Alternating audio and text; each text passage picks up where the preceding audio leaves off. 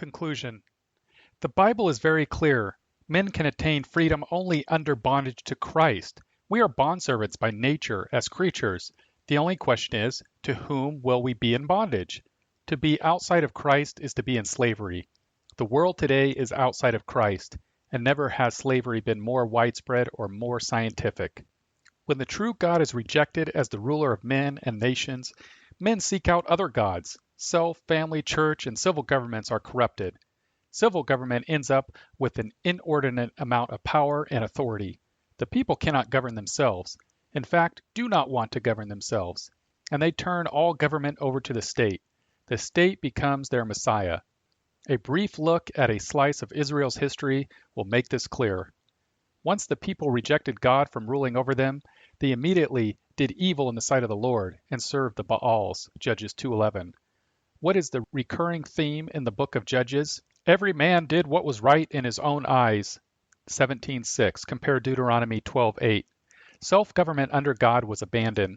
The men are weak in battle and will only go to war if Deborah, a woman, leads them. Then Barak said to Deborah, "If you will go with me, then I will go. But if you will not go with me, I will not go." Judges 4:8. The economic order was disturbed. Gideon has to hide his produce in a winepress in order to save it from the Midianites, 6:11. God commanded his people to be fruitful and multiply and fill the earth, Genesis 1:28. The people of God are to have dominion. Instead, we find Israel hiding from the Midianites in the dens which were in the mountains and the caves and the strongholds, Judges 6:2. You can't have dominion when you're hiding. Families were corrupt. Gideon is said to have had many wives, Judges 8:30. Gideon's descendants were murdered by one of his sons, Abimelech. He went to his father's house in Ophrah and killed his brothers, the sons of Jerubbaal, 70 men on one stone, Judges 9:5. Gideon's family was beset by idolatry. This idolatry became a snare to Gideon and his household, 8:26. All of Israel played the harlot to the idol set up by Gideon, verse 27. Worship was corrupted through this pagan link to God. It didn't take long before the people had returned to worshiping idols with reckless abandon. Then it came about as soon as Gideon was dead that the sons of Israel again played the harlot with the Baals and made Baal-bereth their god, 8:33. Time alone did not change these conditions. The nation steadily declined.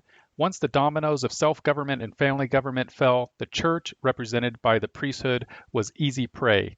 Now the sons of Eli were worthless men. They did not know the Lord, and the custom of the priest with the people, 1 Samuel 2:12-13. This was a continuation of the priesthood's corruption that festered during the period of the Judges, where Micah had a shrine and made an ephod and household idols, and consecrated one of his sons, a non-Levite, that he may become a priest, Judges 17:5. When Micah did find a Levite, he paid him to stay in his house thinking God would prosper him, verse 17. True worship turned to a belief in magic. When the people recognized Israel's corruption, especially the corruption of Eli's sons, the people turned to Eli for relief. Eli, in turn, confronted his sons, but to no avail. "No, my sons, for the report is not good which I hear the Lord's people circulating," 1 Samuel 2:24. But instead of returning to godly self-government, family government, and church government, the people cried out for a king like all other nations, 1 Samuel 8:5. They saw the answer to their problems as solely political. Of course, this was not new. It had occurred in Gideon's day, Judges 8. The Bible has the answers. We have surveyed some of the basic principles of government in the Bible. We found that God is King of Kings, the ruler of the nations. He is transcendent above his creation, yet he is present, immanent with it. He rules it sovereignly, yet he grants men the blessings of freedom when they obey his law. God has established a bottom-up hierarchy through various appeals courts, ecclesiastical, civil, and familial. He has established multiple hierarchies, thereby reducing the power of any one human institution. Each court system is to be governed by God's law for each. Each has its own lawful jurisdiction. In contrast, humanist empires seek to create and impose a top-down bureaucratic structure, with elite planners serving as the substitute gods of the age. This is Satan's way to imitate God. He is not all-knowing, all-seeing, and all-powerful as God is, so he substitutes a tyrannical bureaucracy. We need a law structure to govern us, but this law structure must be God's revealed law. Natural law is a myth. So is neutrality. There are only two kinds of law, God's law and man's laws.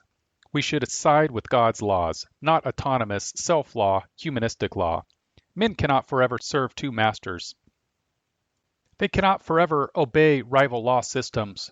Pluralism in ethics and laws points to pluralism of gods, or, to turn this into a slogan, polylegalism means polytheism. There must be judgment in life, beginning with self-judgment. There will be a final judgment, so there must also be judgments by men. God gives blessings and cursings, depending on men's faithfulness to his covenant. Human judges must do the same in their respective spheres of jurisdiction, but their standard of judgment must be the Bible. God promises victory. He gives it to his people if they remain faithful over time. He gives defeat to those who rebel, generation after generation. There is continuity, a continuity of faithfulness. The stability men seek in their lives can be found in government as well as in other areas of life. Christians are to pray for peace. The secret of peace is covenantal faithfulness in every area of life. Where do we begin? Where should we begin? Political solutions by themselves are of little value. They often do more harm than good. In fact, it is blame shifting, similar to what Adam and Eve did after they rejected God from ruling over them. Ultimately, they blamed God. The woman whom thou gavest to be with me, she gave me the tree, and I ate. Genesis 3:12. God is our starting point. He is the sovereign. He has ordered society. Our governments, family, church, and state must be built on his all-embracing government. First, there is church government. Saints will judge the world, 1 Corinthians 6:2. How can we expect civil government to change when the church has so much trouble governing herself? This is why Paul makes it clear that there is a direct relationship between self and family governments, and church or ecclesiastical governments. But if a man does not know how to manage his own household, how will he take care of the church of God? 1 Timothy 3:5. The family and church are training ground for judging the world. Paul chastises the church of Corinth first for their immorality and how it affected self and family government, 1 Corinthians 5, and second for their inability to constitute the smallest law courts within church government, 1 Corinthians 6:2. Second, self-government supports all other forms of government. Christian self-government requires God's grace in regeneration. The far reaches of civil government will not be changed until rebels against God are turned into faithful subjects.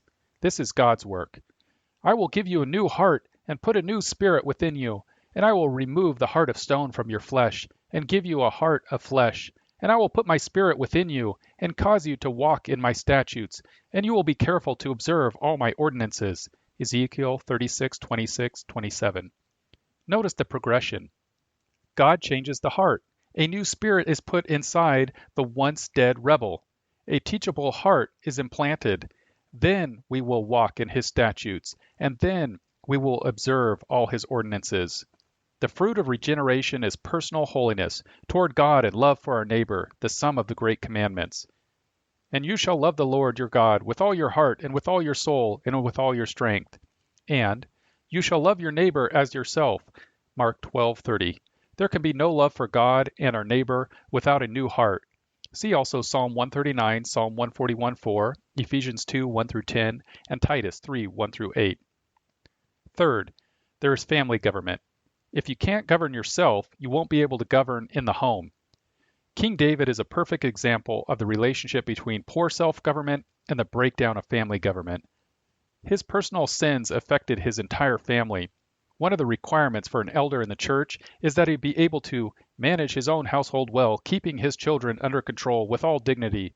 1 Timothy 3:4. Parents and family government are responsible for 1. The education of their children. For I have chosen Abraham in order that he may command his children and his household after him to keep the way of the Lord by doing righteousness and justice, in order that the Lord may bring upon Abraham what he has spoken about him. Genesis 18:19, compare Deuteronomy 4:1, 9, 10, 40, 6, 1 through 8, 20 through 25, Psalm 78, Ephesians 6, 4. 2. The control and discipline of their children. Discipline your son while there is hope, and do not desire his death. Proverbs 19:18, compare Exodus 20:12, Hebrews 12:3 through 11, Psalm 89:30 through 32, Proverbs 10:13, 13:1, 24, 15:5, 10, 32, 22, 6, 15. 3. And the general welfare of the family. But if any one does not provide for his own, and especially for those of his own household, he has denied the faith, and is worse than an infidel. 1 Timothy 5:8. Too many have turned to the state to provide these family duties. Fourth, there is civil government. Civil government will not change until people change from within. The gospel must be preached. Personal holiness must be required. Families must begin to govern themselves and care for their own members. Churches must once again work as a legitimate and effective government under God. And the state must submit itself as a minister of God. Romans 13:4. We will see no change at the top until there is change at the bottom. Finally, as Christians, we will not be good governors in the civil sphere if we fail to establish the church as the government God ordained it to be. The basis of Christian reconstruction is regeneration. Then there must be the preaching of the whole counsel of God. Only after this can we seriously expect to see God's comprehensive redemption, the healing of all areas of life by the power of the Holy Spirit through the application of God's law. It is an inside-out process, a bottom-up process, not a top-down process.